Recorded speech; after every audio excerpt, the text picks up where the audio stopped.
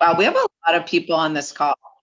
So I do want to say one thing, and that is, this is not going to be me presenting. This is just a conversation that was posed by one of the projects that they felt there was a need to hear from other states about what they were doing in relationship to this. And so I want to make sure we're clear on that. This is not in any way me presenting. This is just a conversation about, many kids are back at school, more going back to school. We all know what's been happening the last year plus some. So what does it mean for the SPDICs? You all have, I feel like, has anyone seen the movie? I'm guessing many people have seen the movie Taken, where he talks about how he has a special set of skills that are very appropriate for the needs at hand when his daughter is kidnapped. So I feel that this is a much less violent situation, but I feel that you all have a special set of skills. And I guess the question is how you can help each other to determine the skills of yours that will be helpful in your states, how the resources that you have to support each other with that.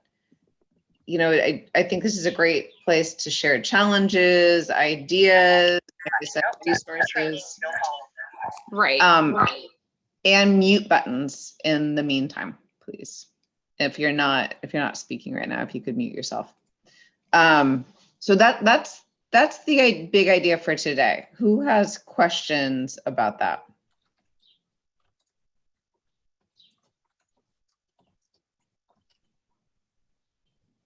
Okay. Lou, I see that you're on.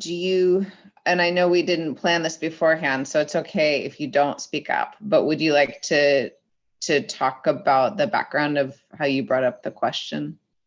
Sure. So just to give a little bit of background, I'm a fairly new project director for the New Jersey State Personnel Development Grant, and a big focus of our work has been to support our project districts right now in navigating the road back, which was the 1920 school year, or I'm sorry, the 2021 school year. And now we're thinking about the 21-22 school year. And so one of the things that we've been working on is we're putting together a resource where we're kind of quote unquote taking aim, which we're supporting districts on assessing for needs, and then applying data informed instruction, and supporting districts in setting up mechanisms for monitoring progress. And we're really trying to do it in a way that it appeals to districts at large, regardless of what their resources are, and trying to really point at some free resources that are available just to kind of navigate their practice. So that's one of the foci that we have going on. And then at a larger scale is thinking about qualities or the essential components of operating a tiered system, and how that really marries well with the accelerated learning push that's going on across the nation. So definitely interested in hearing from other teams. Great, that's helpful, Lou. Yeah, that was exactly what Lou brought to me, was the idea. Many of the SPDIC projects are using MTSS, and so that means that you already have the cycle of assessment and determining the right kinds of instruction in that situation. There's been a call that there needs to be a lot more formative assessment in this situation, so that you know where to focus your the broader education spectrum, actually, but where to focus your efforts and how to focus your efforts, and the instructional materials to use in those efforts. And so that's, since so many of the projects are supporting MTSS, that's one of those special skills. So, we can do this a couple different ways. And Lou, thank you so much for helping to get the conversation started. And you can stay with me, or you can even lead it if you want. I am good either way. But anyway, so let's open the conversation now. Again, we can take questions, we can take ideas, we can take resources. If you want to respond or react to what Lou was just saying, that he's been thinking about in New Jersey.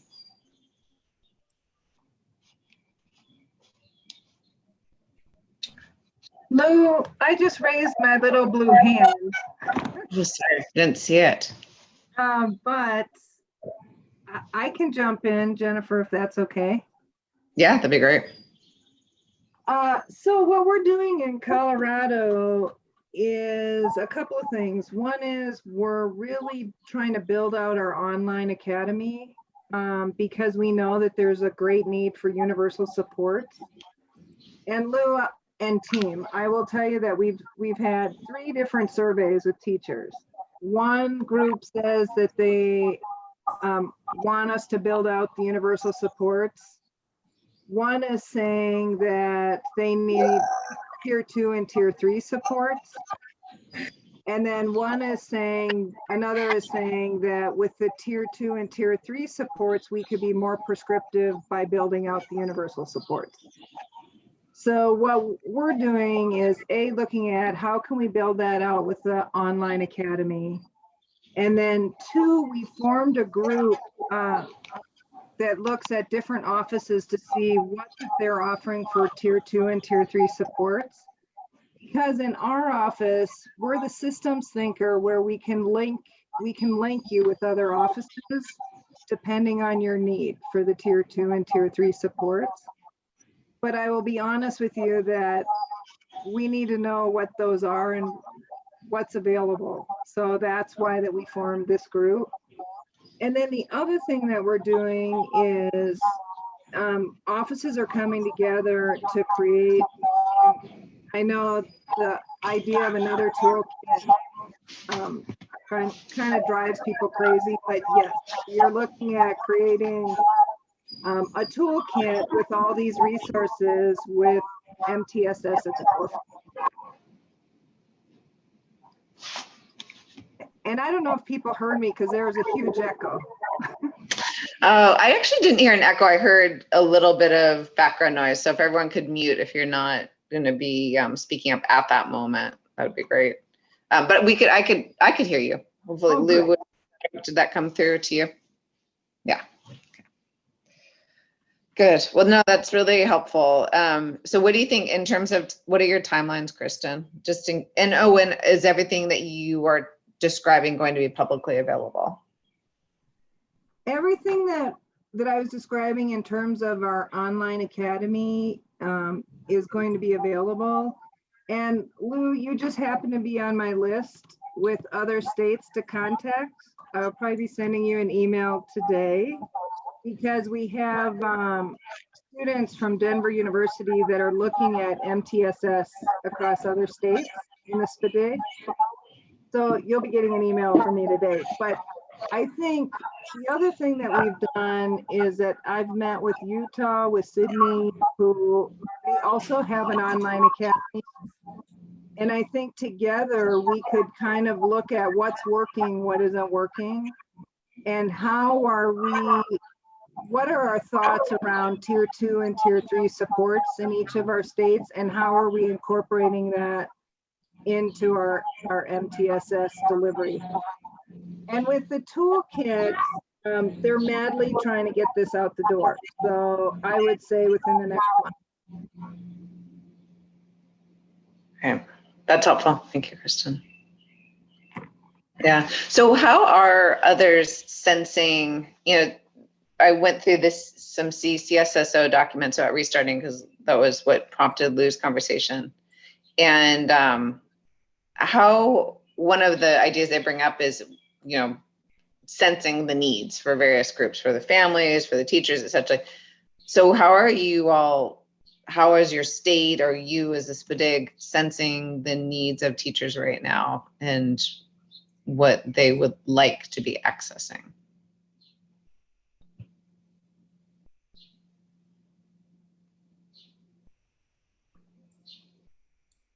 I can just put a plug in that we've sent out surveys But I would say that we did not do a great job of coordinating those surveys.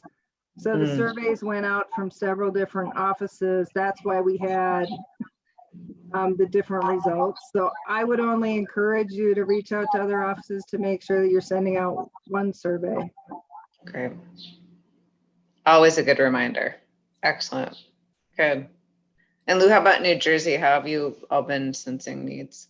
So we actually have two different types of mechanisms that I'll describe. We had a bunch of stakeholder engagement sessions that we held, inviting people at different levels of involvement in student education, parents, families, teachers, school leaders, district leaders. But in New Jersey, there's also a group. And I don't remember now the acronym, but it's a lead group, and that has all the professional organizations represented there. So we engage with them for feedback as well. Great. Okay, excellent. I think professional associations, they're already there. They already have their connections. They have their newsletters, their listserv, their website, et cetera, et cetera, et cetera. So that's a great use of them. Okay, others, how are you sensing needs? What do you think is working to reach educators and administrators and families right now? And what challenges have you faced, or what would you not do again? Thank you, Kristen. That was helpful to have non-examples too.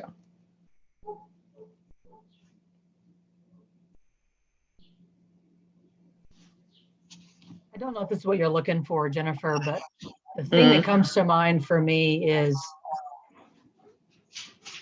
listening and looking for trends in all of the communications we've had related to COVID, and thinking about how those issues are not really related to COVID.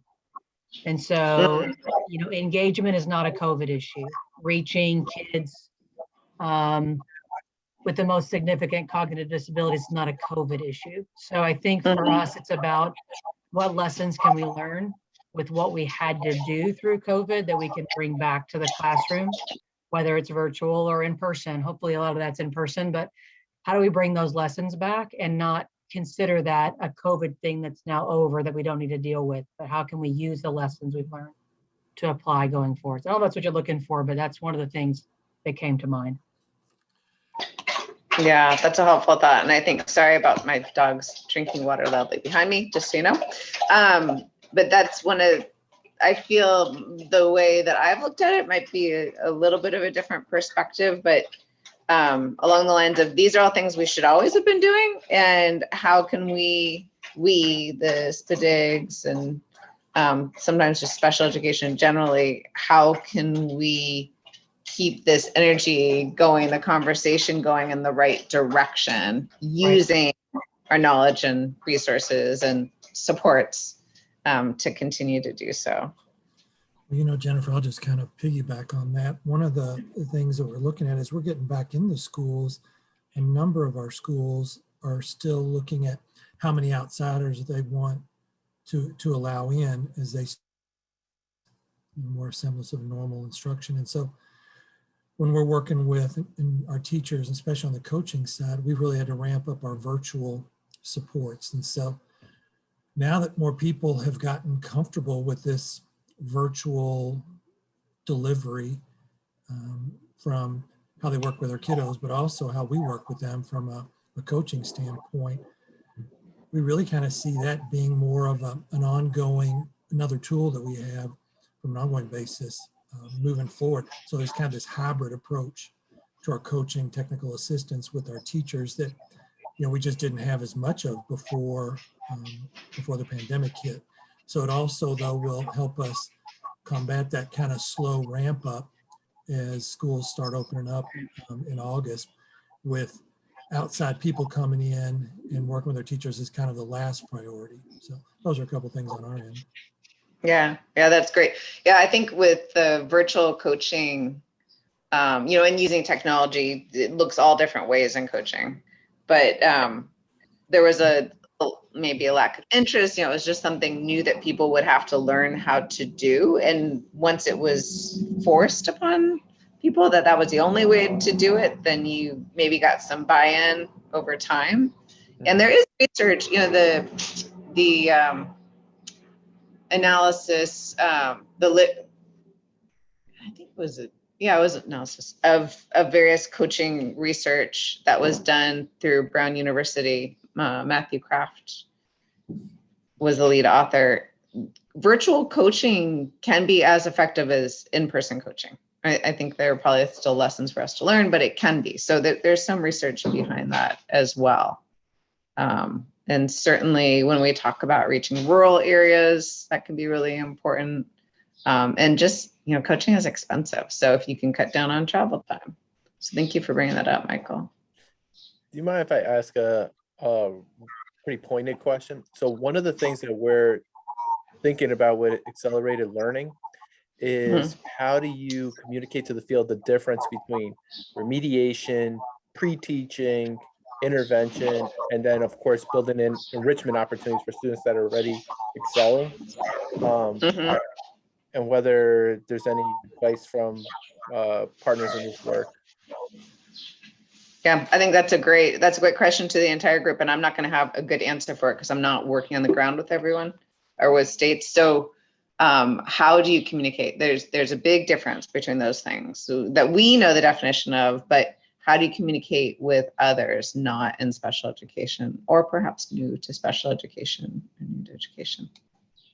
I think that to speak a little to that question, one of the things that I wonder about is the underpinning of understanding progressions of learning and how that becomes even more critical when you're trying to accelerate learning. And also being really clear about your outcomes, like can a student use a calculator, or are you really trying to gauge whether a student can independently add two numbers together, right? So getting really clear of what is the outcome of the content you're trying to teach and what is the likelihood of students falling anywhere on the continuum of that progression, and how do you move students from one piece of the progression to the next piece of the progression? What's the learning that has to happen? And I don't think that whether we have COVID or not, that changes. I think it's just highlighted.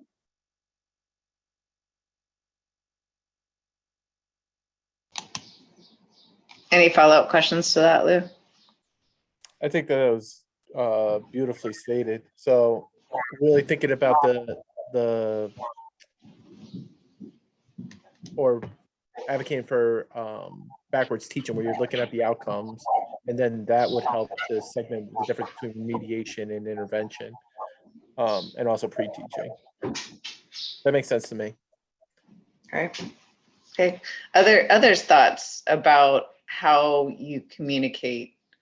I mean, really the objective you're getting at is you really want effective practices to be being used in the most efficient way possible. But what do you need to communicate related to Lou's question? How do you do so?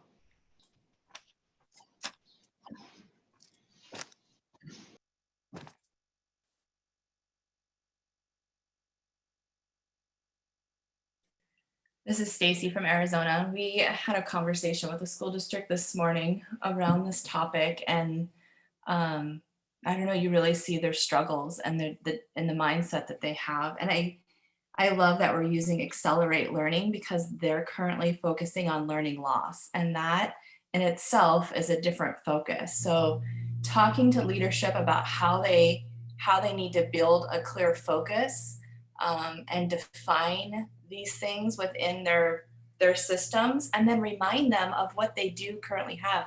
Like Kate was saying earlier, we've created these systems. Where are you headed? Where are you now? How will you close the gap? Using the dimensions of formative assessment to guide you, using evidence of student learning to support your next steps for teaching students. And then also really focusing on the adults. They're all focusing on the students, but what are the adult actions that we need to be doing in our classrooms in core instruction first before we start adding in all these extra things? And then the discussion went towards alignment. How do we align? We're getting all these ESSER funds and these supports. How do we help them align data sources, core instruction sources, small group instruction resources. Like to have them just to go into catalogs and continuously buy things because they have this money and not align it to what they're already doing and what they already put in place. It was a very rich conversation this morning, but I think those are the conversations we have to help leaders with. How do you keep your focus? How do you articulate that focus and that vision of success for your school leaders to then support your teachers, to then support your children? And then being on the same page as to what core instruction needs to look a little different now. You know, how are we really supporting all kids, you know, in their least restrictive environment, access those standards and be successful using evidence of learning? And I'll add one thing to that. If you're looking for a tool, having a conversation around Swift Center has the tiered instruction matrix, and really thinking about any data you collect should be informing your universal instruction, right? Like your universal screener is not just telling you who might need additional monitoring and supports. It's also telling you how do you adapt your core instruction, and focusing on that piece is that, you know, we're going to take our kids where they are now and adapt our core instruction based on who shows up in our classroom today, not who left our classroom a year and a half ago.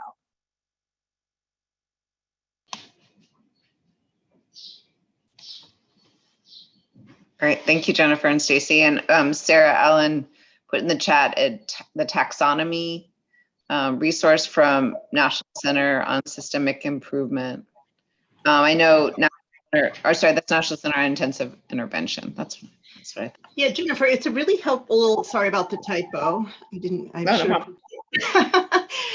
It's a really helpful tool for thinking about how to intensify instruction or intervention.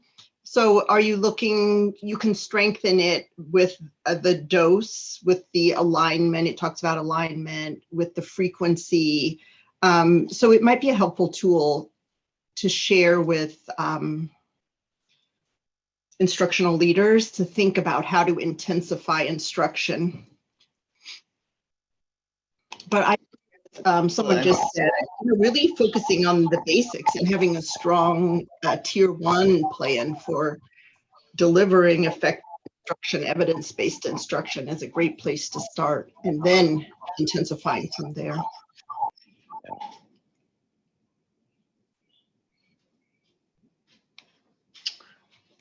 In the chat, someone also added the surplus of money can cause inertia and people may fall back on entrenched thinking about how to support students, helping to really look closely at progressions to accelerate learning by meeting kids where they are and understand what the major precursors are for each grade.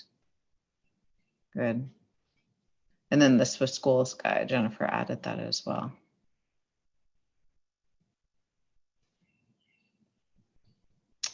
Yeah, I think, you know, it always, someone told me the quote, I didn't even hear it myself, so it makes it a little less interesting because I garble it. But it was from The Simpsons, and Bart Simpson, I think, goes into, it's put in a special education classroom at some point and asks the question, is like, so you're going to do everything 2 times as slowly and I'm supposed to catch up? You know, it was something along those lines, and it always stuck with me, right? We can't, it's not going to work. It's not efficient. It's not going to be efficient for any of these students. And then the belonging in the various tiers. Yeah, that's the ongoing multi-tiered system issues. You know, I think it started with response to intervention. It was an issue then. It stayed an issue with you know, these are tier 1 kids, these are tier 2 kids, these are tier 3 kids, I think is an ongoing communications issue and training issue and fidelity issue that has come, you know, it's not, I don't think it's ever going to go away, but it is that, you know, what are our core beliefs, values that are undergird our MTSS, and are we able to communicate that clearly internally and externally.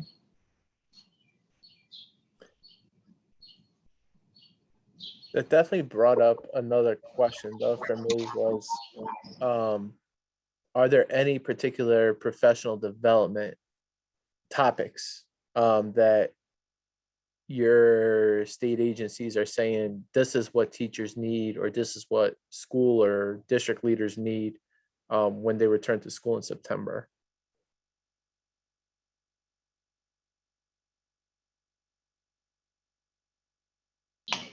So you're specifically asking Lou about administrators? All the above, any of those populations. I think we're creating charts of saying this is what we think teachers need, this is what we think school leaders need. There's definitely overlap. But yeah, this the type of professional development for this change in delivering core instruction in a new way. And you're, oh, go ahead. Go ahead, Jennifer. I wonder about, so our system shouldn't work differently just because of COVID, right? Our system should be database decision-making based on the data that we have. Now, the data may look different and we may need to do some extra digging to figure out what the data is telling us, but all of those policies, processes, procedures in a quality system are there, right? Like, so the how we do it might look different slightly, but what we do and the process we follow shouldn't be different. So I look at it as sort of a doubling up on, you know, what systems do you have in place to leverage that you already have in place, as opposed to let's buy new curriculum and new things, new shiny things that are going to fix this problem.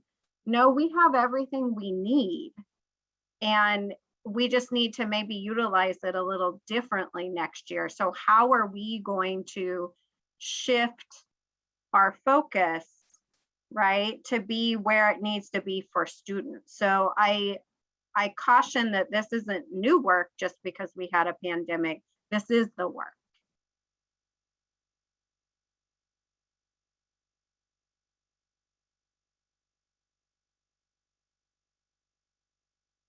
And now I'll be quiet for the rest of the meeting.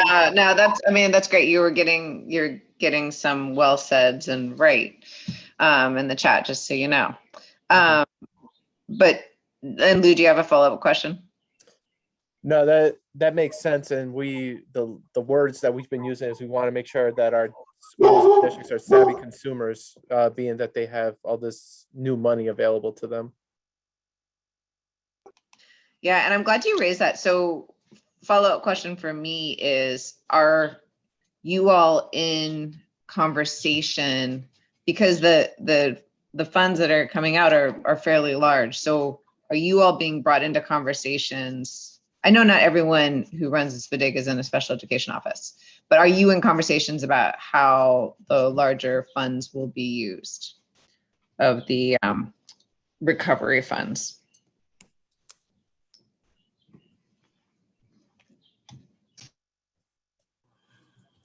I'm not directly involved in it, Jennifer, but it's really big right now at the agency, trying to sort it out, working with the superintendents, et cetera. You know, it's just there's a lot of funds out there, and trying to sort it out, you know, what's approvable, what's not. So that's what I know. Okay. Okay.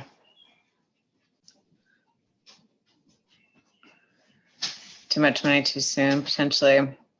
Yeah, and I understand. So connecting this to what Jennifer was saying, that she talked about the hexagon tool from CSEP about selecting new materials.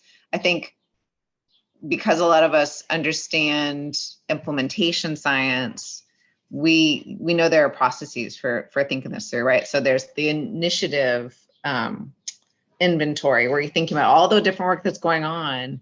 Hey, what can we leverage here in this instance? You know, how can we be more efficient with our teams who are already formed, and the work that they're doing? What are there similar goals that we're after? Therefore, we can be using the work that's occurring.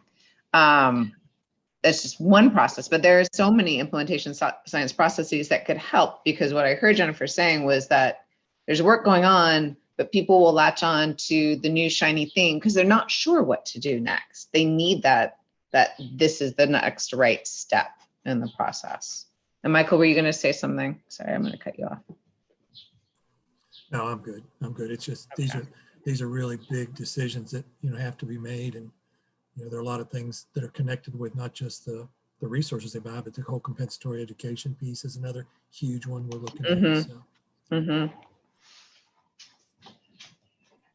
Yeah. And I think along with what you were saying about coaching earlier, it's, the areas, because I did put together slides just in case nobody spoke up today. You never know.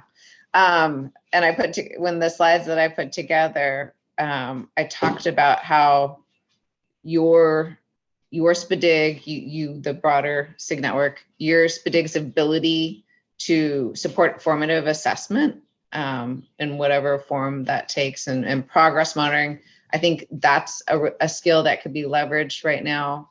The coaching that you brought up, Michael, could be leveraged as well. It's not often that you have systems coaching, instructional coaching as well thought out as the SPDIGs do. And however the money is being used, whether it be in, compensatory services, extended school year, thinking about how the actual school day is going to function. These are the kinds of things that are going to be needed. They generalize across things. And so that's why I'm hoping that you all will be in the conversation, or at least can feed information through your leadership into the conversation.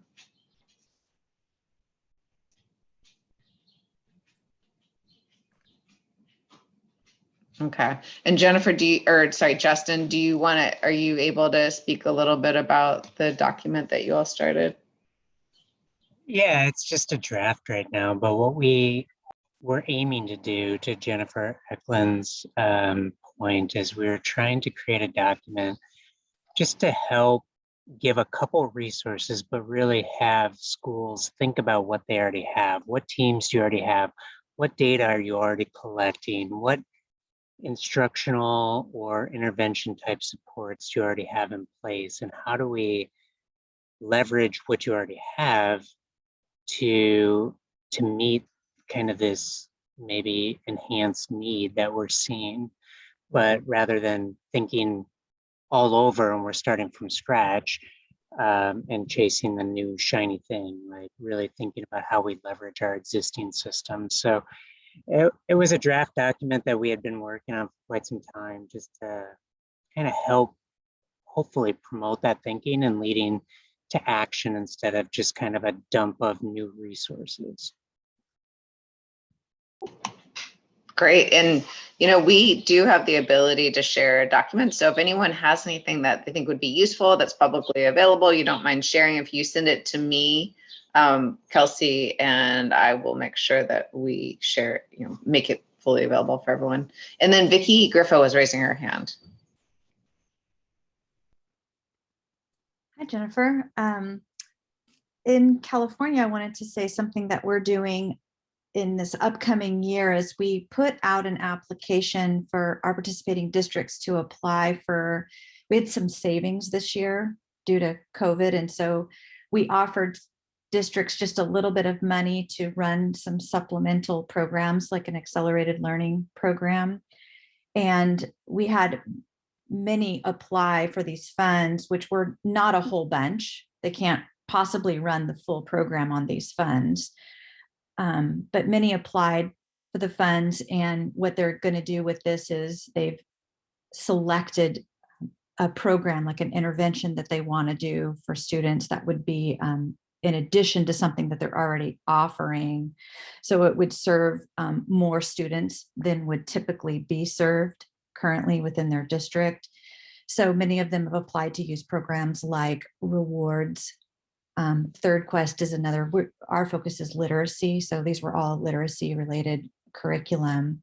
Some districts had these programs on hand. Others are purchasing curriculum and training people. And it's connected in several ways to the benefit of the funds that are infused in, flooding districts now is that a lot of them do have money to supplement this work. So it's not enough money for them to pay for staff for the year, but now they're able to supplement. So they're matching some of those funds from their own monies. So that's been really fortuitous in this. But the reason we're doing this work is related to what we found through COVID with we work with middle schools, and so a lot of these students just were absent from school last year. So everyone is concerned about those students falling further behind. So we're excited about this potential. A lot of the districts will be doing this in summer and or fall. So that's great. But it also connects up to work we were doing previously when we first started working with districts. We had them all complete this, what did we call it? It was like a snapshot where we were asking them to identify what literacy programs do you have in place? What does intervention look like? How are you screening students? What are you using for progress monitoring? And we just weren't getting them to complete those documents. And we were working with our coaches to work with them. And what we were getting feedback on is that a lot of districts just didn't have a very well articulated plan. And so through that process, we started developing some training to support that, to help them make some decisions about what to do there. And then we provided some support for them to create these draft literacy plans. So in this past year, before COVID hit, this was the plan for this year, is to support the admin in doing that work. So the literacy plan was to help them articulate some of those pieces. And what we noticed is that a lot of those districts really no longer had coaches or didn't have intervention teachers. They had curriculum that was sitting in a closet and not being used. And so we moved into this phase of the work in order to just supplement just enough to kind of get some of that work progressing a little bit further. And then with the addition of the funds, I think it really will get off the ground because they've got more money to make it work. So that's where we're at now. It's a little bit connected to what we were doing prior, but then also addressing some of the needs coming out of COVID. Great, thank you, Vicki. It is nice when it's just a little supplement does it, is what people need to get on the right track. Mm-hmm. It's amazing that, we found that lots of curriculum was sitting in a closet and not really getting used. And a lot of conversations we had with districts are really about leveraging what's already in existence before you add something else. Yep, absolutely. I mean, it is actually why I decided to go back to school in California. So it's unfortunate that you're still seeing it, but I've witnessed it.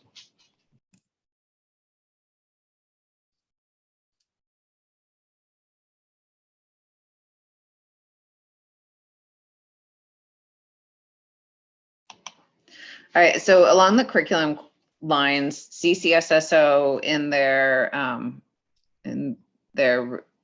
gosh, I'm forgetting the name of it right now. I'll look it up. Restart and recovery, considerations for teaching and learning. So they talk about the high quality curriculum, which, came up a couple of directors, SPDIG directors webinars ago. And the question remains, how much influence does a SPDIC have over that? With something like an MTSS, it's really important that there's a good universal curriculum, that there is, good supplementary or secondary supports as well, curricular supports, et cetera, et cetera. I could keep on going. So it's important, it's critical, but what influence does a SPDIG have over that, and how do you do it? And I think there are some states that have some influence but it's over time, perhaps they've created a menu of evidence-based programs that a school or program could choose from. but I'm curious to hear from you all when you hear, you know, high quality curriculum or evidence-based program that schools should use. What do you think for your SPDIG?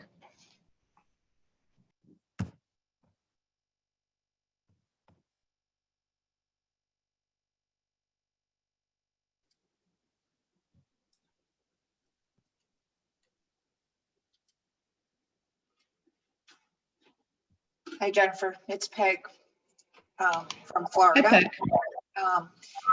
And so I would say that we have no influence over curriculum, but I mean, our SPDIG is around using SIM and Check and Connect, which in my mind are types of curriculum. And so we've done a lot of things to kind of show how they not only are strongly evidence-based, but also how they support schools and teachers to help students access the standards. And the folks that created SIM, that are the SIM gurus in the nation, are doing a session on the 20th about how SIM can assist with some of this learning loss or learning recovery or acceleration or whatever the language is that you want to use with content enhancement routine. And I mean, our Check and Connect and the learning strategy sides of SIM are really tier 3 types of interventions, which we've been focused on in this grant, as well as the content enhancement. So we're kind of already addressing students that have significant issues and significant challenges, either on the instruction side or on the kind of student engagement side, attendance and behavior and that sort of thing. And the money, I don't have a clue how the money's coming out in Florida. I probably should know more than I do. I do know that there is some districts that are already talking about using some of it to expand and support some of what we're already doing. But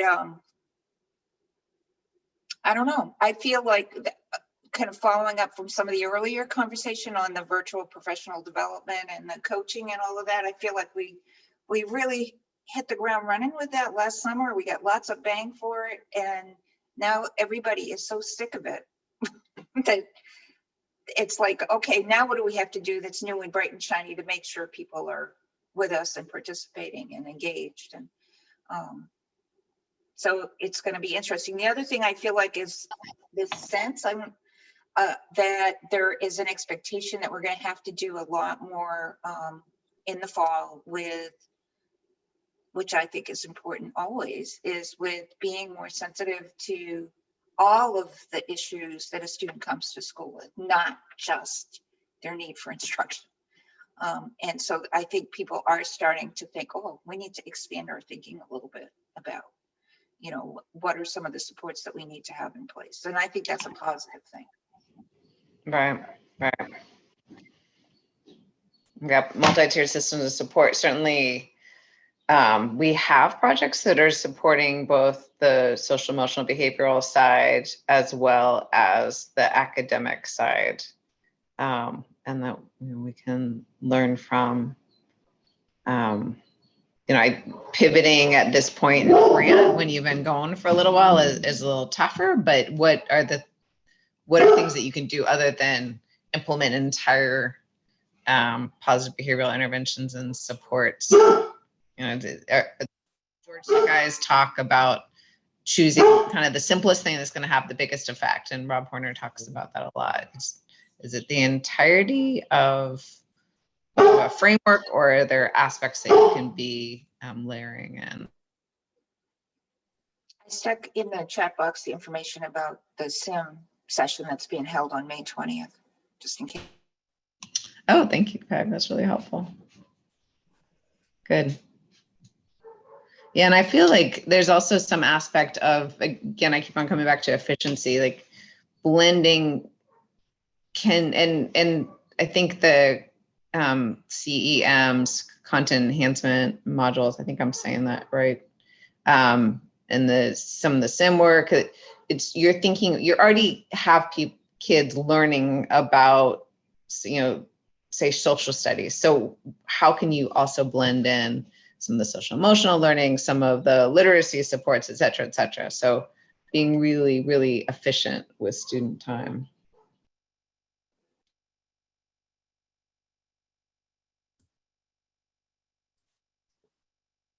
Do you mind if I ask a question about just the delivery of services, whether agencies are leveraging after school time or this summer?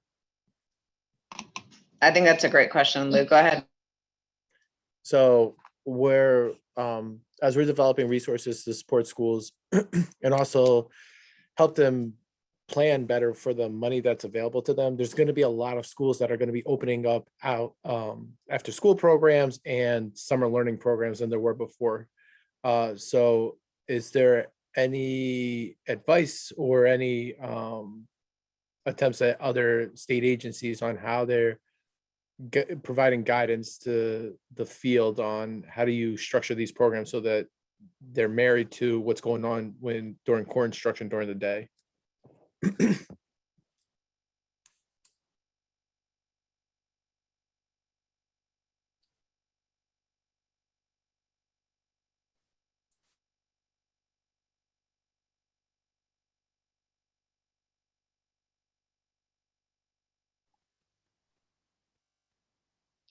Lou, this is Vicky in California.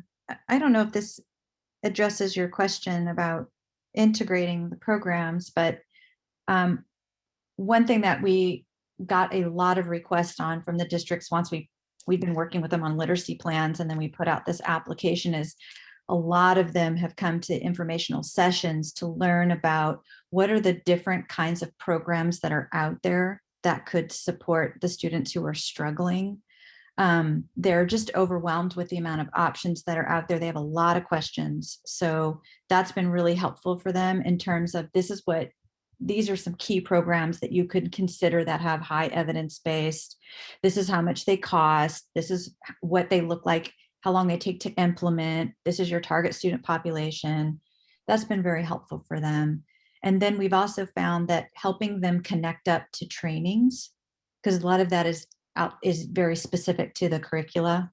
So connecting them up to a training that's out there, or even offering to support some of those trainings. If we have enough people needing the same kind of training, we've sponsored a training. That's been really helpful. Training coaches to go out and then support those out there in the field has also been very helpful. I think, a lot of them have needed help, and they can often collaborate with one another too, just in how they can schedule, like how in the world did they fit that extra class in? What's that master schedule going to look like? Mm-hmm. Yeah, that's been a big thing. So those are some things that we found were a really big need. We didn't know until we started having a lot of those very in-depth conversations, but it did take time for us to get to that place with a lot of these district leaders. It took building a lot of trust. So we're now entering into our 4th year. So it's probably been in year 3 that we've started to have these conversations. There's been a lot of big egos out there, people we work with that don't want to admit that, like, we're a big district with a lot of money and we don't quite know what we're supposed to be doing. Yeah. Don't really want to say that or be outed. I'm wondering about the opportunities to partner with higher education. So how about school university partnerships and taking advantage of the teacher preparation programs? They have students that need experience, and you have students that need, coaches or need tutors. So taking advantage of those relationships and looking to general ed and special ed teacher prep programs, think about school psychology programs. I think those would be great partnerships. And perhaps a group of staff, you could hire graduate students who already have some of the basic skills and understand the same evidence-based practices.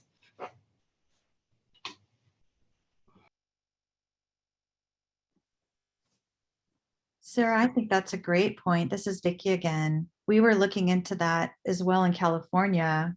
because of this whole push of this last year of a lot of students needing tutoring, and how do you address that need for tutors? So we did reach out to different universities to try to connect up with student teachers.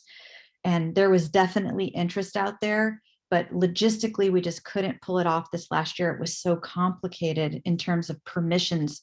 That virtual element just added a layer of complexity, and that might not be there for in-person instruction. So we're going to revisit that idea, but I thought that was a great way to tap resources that are out there. Is there anyone on the call that's partnering with the 21st Century Community Learning Center? If the state agency has that grant awarded to them?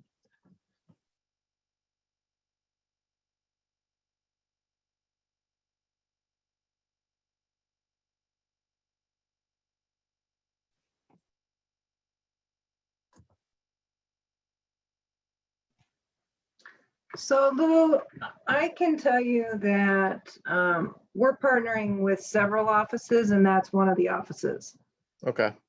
for what we're working on now. And immediately we're working on a symposium to happen in September as just a joint outreach to offer some expertise on some select areas that teachers indicated that they had a need in. But I think that it's working well for us. So I think that that's a great idea. Yeah, I don't know the specifics of that grant, but I do recall that some of the goals of it is to supplement learning that's going on during the school day. So that it sounds like something that could be supportive.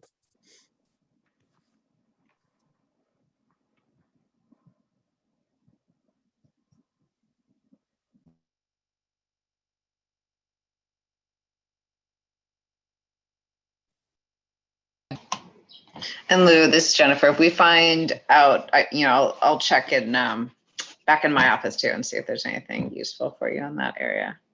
Okay, thank you. Yeah.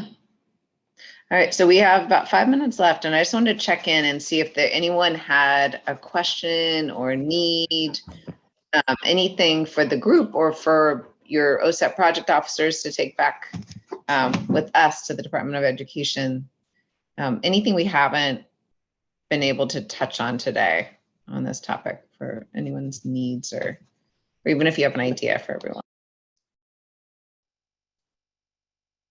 I feel like I just keep on talking, and I'm very sorry. But You do not at all. It's not the case. We are very happy you are talking.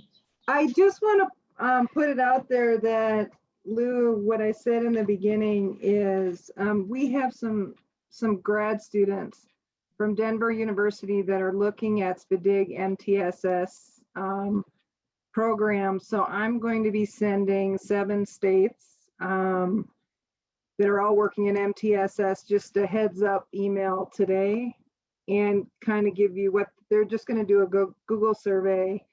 But I'm hoping that through their survey, and they're going to give you all a report, and maybe we can give everyone the report. But they're going to look at what each state is doing and how we can partner. And Lou, I think that just goes along with your questions and this whole dialogue today, is I think the more that we can partner and hear what states are doing, the better it is for us. And so I just wanted to put a plug out there that all you states that are doing MTSS, you'll be getting an email, and hopefully you will participate.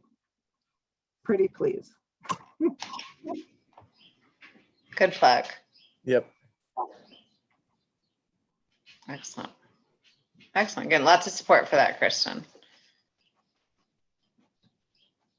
Yeah, I agree. I think it's a really good idea.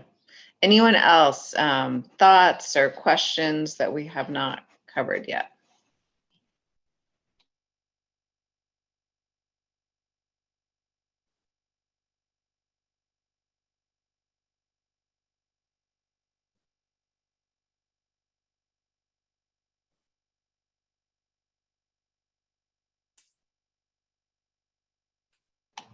Okay.